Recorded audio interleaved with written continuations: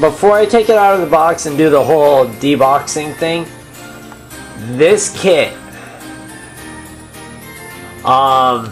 yeah, when I first saw the anime, so we're going back 4 or 5 years now, I automatically knew that I was gonna love this mobile suit. And then in Gundam Dynasty Warriors 2, the only mobile suit I have abused probably as much as this guy or Epion is the Strike Freedom. Reason is because the Strike Freedom is, I think, by far one of the greatest lead mobile suits since the RX-78. Now that's my opinion and my opinion alone. So without further ado, let's get to the deboxing and see what this whole kit's about. Okay, so everything's out of the box. Plates, yes, I have not taken very many of the plates out of the bags yet. I literally just got this kit, so haven't built it, haven't done anything with it. So all the plates are still in the bags, but you can just see how big and how impressive this kit's gonna be. And it came with its own action base, which I did build because I was hoping I could mount the Justice on this while I was waiting to build this kit. Unfortunately, that's not the case. So, let's get all these plates out of the way, take a look at the box and the manual. Okay, so, yeah, let's start with the box for a sec here. This is a really interesting thing that I see on the back here. It is showing us the Freedom. I think that's just the regular Freedom. Yes, it is. The Strike with their action bases. And then the Strike Freedom. It gives us a little bit of a description up here of the Strike Freedom. Gives us a little information on Kira Yamato. The Strike, the GTA X108, or the Strike. The Freedom ZGMF X10A, and this is ZGMF X20A. Now, this one, unlike the original Freedom, this was not built by Zaft. Just like with the Infinite Justice, they have Zaft serial numbers. The reason is because Lacus Klein, who builds both mobile suits, uses her personal factory, which is a Zaft-owned factory. That's the reason it has the ZGMF-X serial number, or the ZGMF serial number, versus the GAT serial number or the Orb serial number. So that's the reason there. So this is really nice. I like this a lot. But yeah, that's about it. Otherwise, it's a plain box. So out of our way. Now, nice intro art on the Strike Freedom. This was, I think, taken literally right out of the anime. From the first time the Strike Freedom's ever launched. Because we have a Zaku up there and quite a few explosions showing a space battle. So, the only thing that I wish it included was the meteor system. Now, I've got to go look to see if you can buy the meteor system by itself. Because if so, I'm going to have to get one for the Strike Freedom and possibly my Infinite Justice. But anyways, let's take a look at the side of the box here. It gives us a nice pose for the Freedom. Some of the gimmicks, so it shows you some of the nicer added parts of this. Shows that it's got a gold inner frame, which already makes this, in my opinion, a nicer mobile suit than the Justice, because the Justice has this kind of grungy silverish color in it. Shows it without any lining whatsoever, so still looking pretty impressive right there. Another nice picture of the Strike Freedom. On this side, it shows the combined Buster Rifle. his 2 rail guns, dual beam sabers, beam shield, and how to store his 2 beam rifles. And then it gives us a nice rear view with the wings.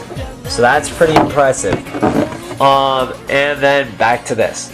Now this kit, like I said, cost me 1,800 yen. So then that comes out to about $36.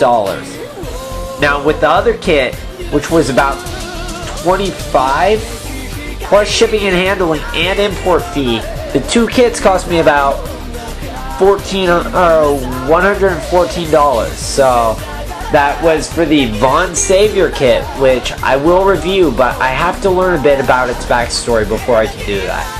I'll get into this backstory quite a bit.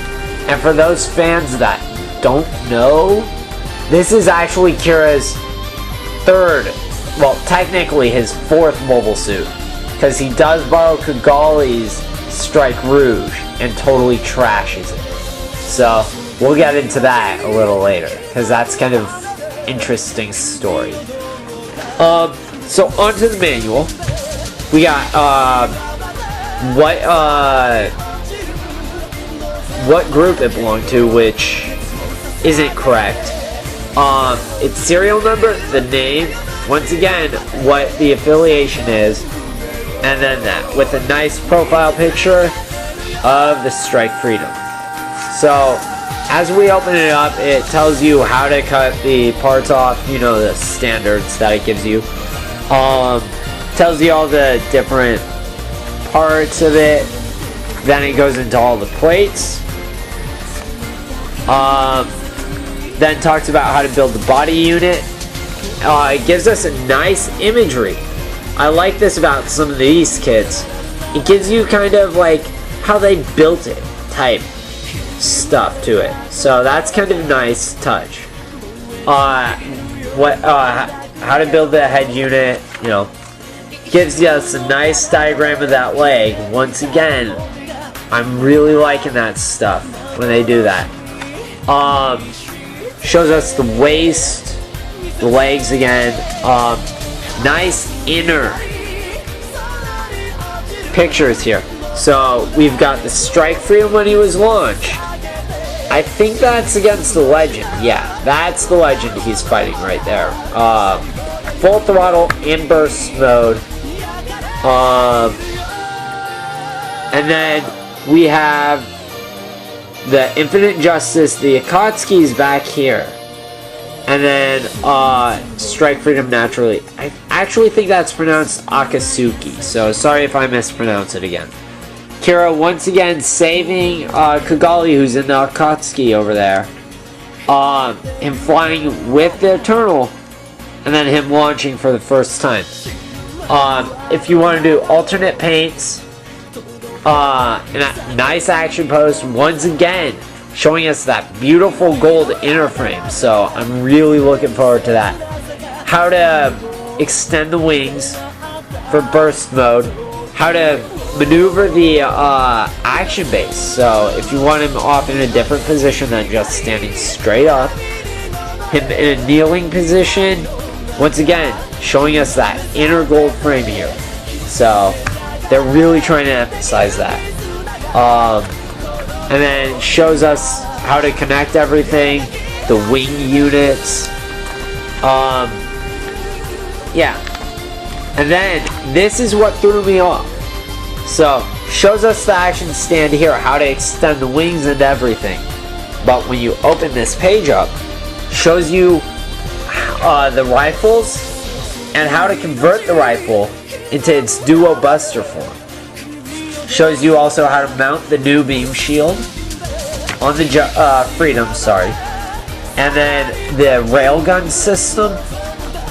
How to mount the beam rifles onto his hips, like in the anime. And then, yeah, shows you how to mount him on the stand. Shows you how to remove the Dragoons, though it doesn't give you any way to display those, which is a bummer. And then goes through, shows you where all the decos go, and then a nice view of the Strike Freedom again. So that's it for now. I'll get back to you guys when I've built the kit, and we'll see what it's like, and we'll see how well it stands up against the Infinite Justice and the Epion unit. So till then, deck build video.